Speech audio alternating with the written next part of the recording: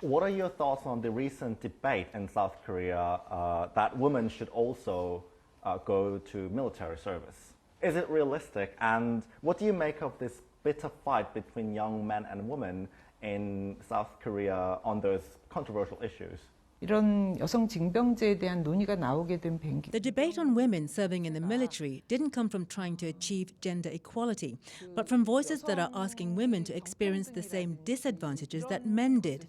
So the discussion is less about who goes to the military, but should be more about whether Korea's military would be inclusive enough to accept such changes. The way we see it, our youth does go through hardship by serving in the military, and we need to improve the environment. This includes giving due credit to those that have finished their service. But this shouldn't justify discriminating those that did not serve in the military, such as women or people with disabilities. After the Seoul and Busan election results, the debate has been driven by gender, and lots of distorted analysis has made the conflict worse. Opinions are reflected on all fronts, but I feel comments that incite hate and conflict should not be the way to go.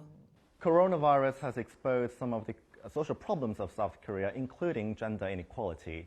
In particular, there has been some studies that the pandemic widened the gender income disparities of the country. Why do you think that happened? 코로나 상황이 시작되면서 Since the coronavirus pandemic, the employment rate of women has decreased significantly compared to men. Many women are employed in service sectors where face-to-face contact is essential, directly affected by coronavirus, more severely than men. We should also expand our job training programs for the women that were forced to discontinue their careers after pregnancy for childcare. We're making a pan-governmental effort to deal with this problem. South Korea has one of the lowest birth rates in the world. How do you plan to tackle this problem? 예, 그 굉장히 심각한. The low birth rate is one of the most serious social problems in South Korea.